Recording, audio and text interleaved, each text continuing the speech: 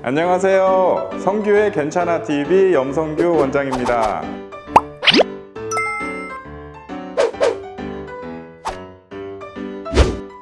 안녕하세요. 안녕하세요. 저는 이제 청주 필한방병원 친구학과 진료원장 허효승이고요. 네, 저는 청주필한방병원 진료원장 최시훈입니다. 아유, 원장님 여름 동안 잘 지내셨죠? 네. 근데 이렇게 좀 한여름이 좀 지나고 나서 저희가 이제 더위가 좀 한풀 또 꺾이고 이제 슬슬 좀 야외 활동을 이제 진행해 하시는 분들이 좀 많아지신 것 같아요. 특히 요즘 환자분들 물어보니까 등산을 좀 가시는 분들도 이제 점점 좀 느셨더라고요. 우리가 등산을 하게 되면 체력도 이제 길러지고 이제 근력 운동하는데도 좀 도움이 많이 되잖아요. 근데 이제 또 무리하게 등산을 좀 할 경우에는 이런 무릎 통증들이 좀 나타나신 분들이 좀 많으신 것 같아요. 네, 등산뿐만이 아니라 요즘에는 이제 취미로 러닝을 하시거나 맞죠. 마라톤을 하시는 분들도 많은데 이런 분들도 무릎 통증 때문에 고생을 굉장히 많이 하고 계십니다. 아유, 그렇죠. 맞습니다. 특히 좀 평소에 무릎 통증을 이제 가지고 계셨던 분, 그리고 또 특히나 이제 주변 이제 인대나 그런 근육들이 좀 약화가 되시는 이제 중장년층들은 특히나 이런 이 무릎 통증들에 있어서 좀 주의를 하셔야 될 것 같아요. 맞습니다. 네, 이제 무릎 통증들이 이제 좀 심하면 일상생활에도 아주 큰 좀 불편감을 초래하게 되는데요. 우리가 이렇게 통증도 있고 뭐 달그닥거리는 이제 소리도 좀 발생할 수도 있고 빳빳해진다든지 뭐 부종도 생긴다든지 이런 증상들을 이제 우리가 이제 무릎 관절염이라고 좀 진단을 하게 되는데요. 그래서 오늘은 좀 무릎 통증을 유발하는 이런 무릎 관절염에 대해서 알아보는 시간을 좀 준비했습니다. 네. 네. 원장님, 저희가 방금 말씀드렸던 무릎 관절염은 어떤 질환인지 궁금합니다. 이 이름 그대로 관절에 염증이 생긴다라고 이제 생각을 하시면 될 것 같은데요. 관절은 우리 몸에서 뼈와 뼈를 연결을 해주는 역할을 합니다. 네. 그리고 이렇게 뼈와 뼈를 연결해주면서 몸의 동작을 만들어내는 구조물인데 이 관절들은 움직일 때 뭔가 가해지는 충격을 흡수하는 역할을 하기도 해요.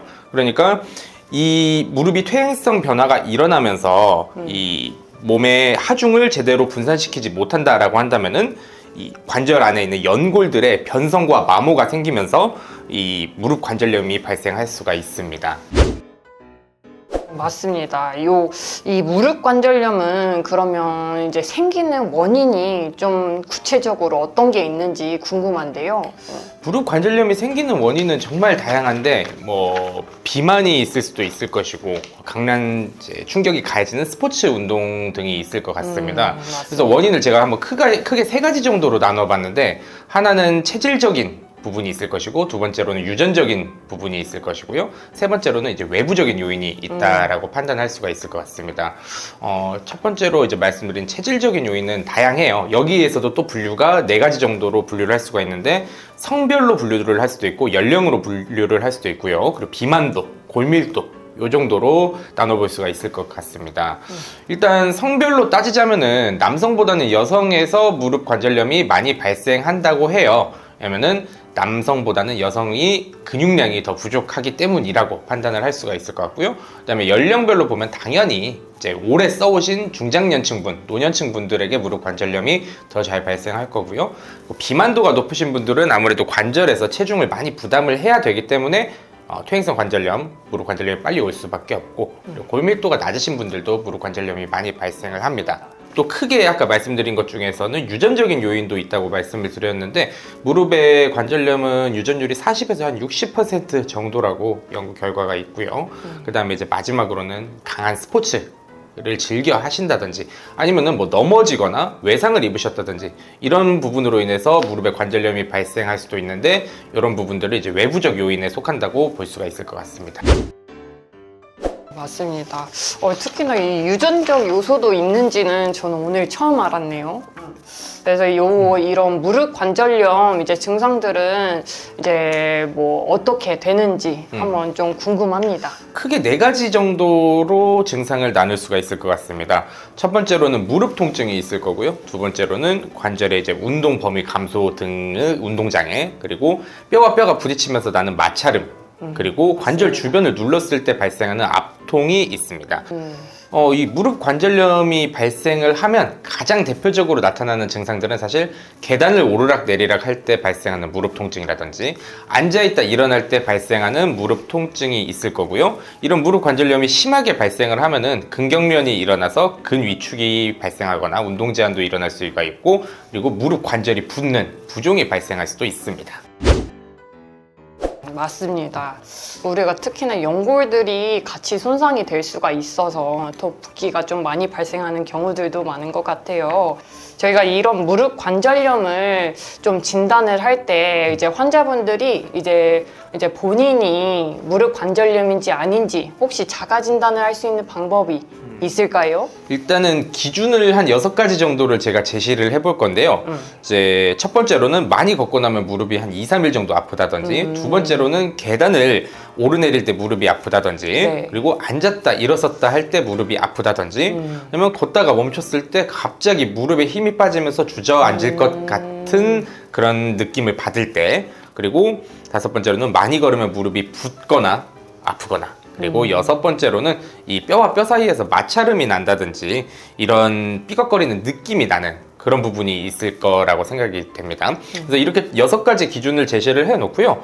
이 6가지 중에서 내가 0에서 1개 정도가 해당이 된다라고 한다면 관절 나이가 한 20에서 30세 정도라고 판단할 수가 있고, 이 기준들 중에서 2가지에서 3가지 정도가 해당이 된다면 관절 나이는 이제 40세 정도로 판단을 하고요. 그다음에 요 기준 중에서 4, 5개 항목에 해당이 된다면 퇴행성 관절염이 이미 좀 많이 진행이 된 상태라고 보셔야 될 것 같고, 제가 제시한 6가지 기준에 모두 해당이 된다면 관절 나이는 70세 70세라고 판단을 해야 될 것 같습니다.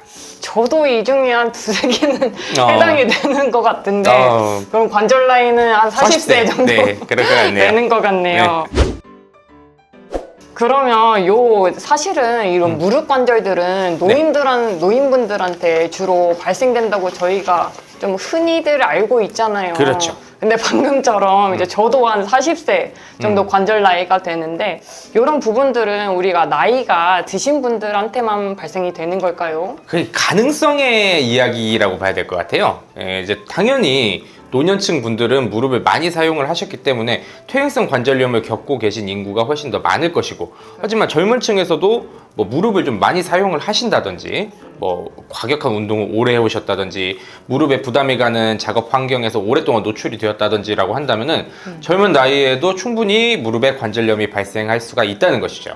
그렇기 때문에 젊다고 해서 나는 무릎이 무조건 관절염이 없다라고 생각할 수는 없고, 무릎에 통증이 있다면 관심을 가지고 치료를 하고 관리가 필요하다고 생각이 됩니다. 맞습니다. 또 체중 부하가 되는 관절이기도 하고, 그리고 아무래도 외상도 잘 입을 수 있는 관절이기도 하니까요.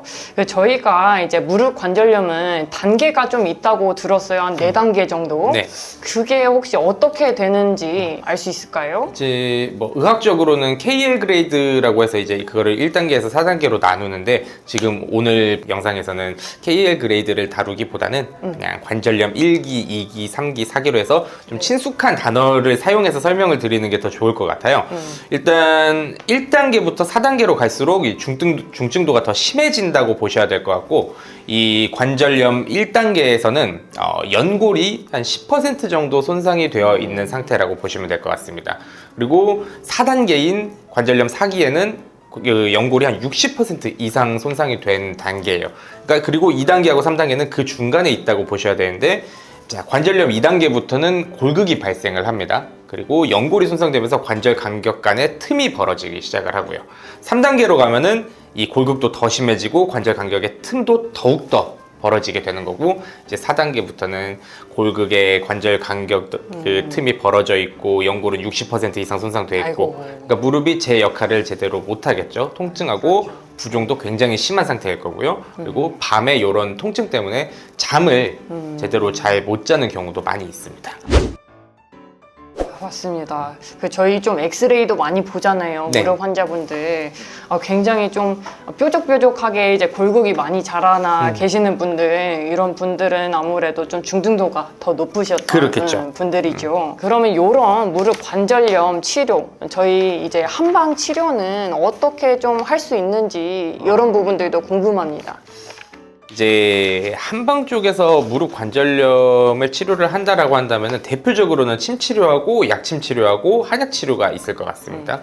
자, 침 치료의 이제 기능은 통증을 완화시키는 역할을 하고요. 그리고 이제 조직들의 어떤 그런 부담을 줄여주는 역할을 합니다. 긴장된 주변 조직을 이완을 하면서 근육이나 인대, 신경 등 손상된 조직의 회복에 도움을 주기도 하고요. 그리고 약침은 침하고 이제 기전은 비슷할 수 있는데 일단은 통증을 완화시키는 역할을 하고요. 그리고 약간 염증을 씻어내주면서 근육의 윤활 작용을 도와주는 그런 역할도 한다고 봐야 될 것 같아요. 근육뿐만이 아니라 뭐 인대나 관절들도 마찬가지겠죠. 그리고 이제 한약 치료는 이제 어떤 염증을 좀 가라앉히는 치료 역할에서의 한약도 있을 것이고, 그리고 이 관절염을 예방하기 위해서 뼈를 미리미리 좀 강화시켜주는 예방 차원의 한약 치료도 있을 것 같습니다. 맞습니다. 굉장히 좀 치료가 좀 다양하게 들어가는데 이렇게 좀 한방 복합 치료를 하게 되면 더 효과가 좋겠죠? 당연하죠. 운동과 뭐 이제 이런 근력 치료, 강화해주는 그쵸. 운동이랑 재활 운동과 함께하면은 효과가 배가 되겠죠. 맞습니다. 저희가 또 이제 이런 무릎 관절염이 아무래도 아까 이제 어린 나이부터 좀 발생할 수가 있다라고 하셨는데 네. 이런 부분들이 좀 우리가 예방을 할 수가 있을까요? 그런 예방할 수 있는 생활 습관들이 혹시 있는지 좀 궁금합니다. 이게 이제 오늘 어떻게 보면 앞에서 말씀드렸던 내용을 총 정리하는 그런 내용이 될 것 같아요. 일단은 이 무릎 관절염을 예방하기 위해서는 첫 번째로는 체중 관리가 가장 중요하다고 생각을 합니다. 어쨌든 체중이 많이 나가면 많이 나갈수록 무릎에는 부담이 더 많이 갈 수밖에 없고 더 빨리 연골이 마모되고 변성되겠죠. 그러면서 퇴행성 관절염도 훨씬 더 빨리 올 수밖에 없을 거고요. 그다음에 이제 두 번째로는 양반다리를 하는 건데, 양반다리 동작이 사실상 굉장히 고관절에도 안 좋고 무릎에도 안 좋고 그리고 골반에도 안 좋습니다. 그래서 이 양반다리 자세는 최대한 피해 주시는 게 무릎 관절염을 예방하는 데 가장 좀 도움이 될 것 같고, 이제 세 번째로는 이것도 친숙한 이야기인데 적정한 온도와 습도. 예를 들면은 비가 오기 전에는 무릎이 좀 쑤신다고 하잖아요. 맞아요. 그러니까 비가 온다는 건 결국에 습도의 변화가 발생을 한다는 건데, 이게 비가 오기 전에는 습도가 올라가지 않습니까? 그래서 습도가 높아지면은 주변 조직들에 자극을 주면서 통증을 더 심하게 느끼게 하는 그런 요건이 되기도 하고, 그리고 또 추우면 무릎 쑤신다고 하시잖아요. 맞아요. 그러니까 겨울철이 됐을 때 더 관절에 통증을 많이 느끼시는 분들이 많아요. 그래서 이 온도가 낮아지면 낮아질수록 어떤 근육, 인대, 혈관들이 수축을 하면서 서로 이제 경직이 되고, 그러면서 통증이 좀 악화가 된다는 거죠. 그렇습니다. 그러면 저희 좀 이런 스트레칭이나 운동 같은 것도 이제 좀 같이 해주시면 좋을 것 같은데 어떤 운동들을 혹시 권하는지 알 수 있을까요? 네, 저희 무릎 관절염에 이제 도움이 되는 운동법을 앞쪽에서 한 번, 뒤쪽에서 한 번 이렇게 좀 알려드릴 거예요. 이 앞쪽 무릎을 이제 늘리는 법 먼저 알려드릴 건데, 이제 뭐 벽이나 의자를 잡으시고요. 그리고 이렇게 한쪽 손으로 이제 다리를 충분하게 구부려질 수 있도록 잡아주시고, 이렇게 좀 체중을 이제 잘 분산시켜서 균형을 잘 잡으시고 이렇게 5초 동안 좀 유지를 하겠습니다.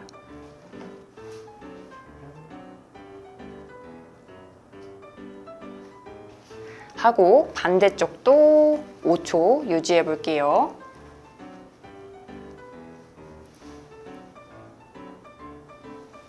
이렇게 이제 좌우를 한 세트로 해서 2번 정도 하루에 해주시면 좋을 것 같습니다. 의자에 다리를 올려주시고 그 다음에 이제 발등이 이제 본인 몸으로 향하게 한 다음에 이제 허벅지에 손을 올려주시고요. 이제 앞으로 몸을 기울여서 뒤 무릎이 쭉 당겨질 때까지 기울여서 유지해 보겠습니다. 하나, 둘, 셋, 넷, 다섯. 반대쪽 다리도 똑같이 기울여서 유지해 보겠습니다.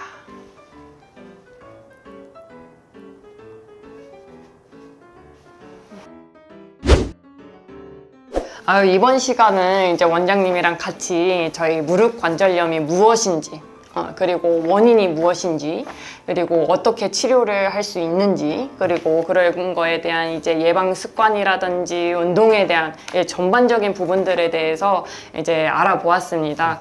오늘 이렇게 좀 준비해 주셔서 네. 너무 감사드리고요. 아이고, 수고 많으셨습니다. 이렇게 좀 내용을 좀 알려드리면은 이거 이제 유튜브를 보시는 이제 구독자분들한테도 도움이 좀 많이 될 것 같습니다. 맞습니다. 네. 네, 저희는 이제 피일한방병원 이제 저는 허효승 진료원장이었고요. 네, 저는 최지훈 원장이었습니다. 네. 네, 감사합니다. 감사합니다.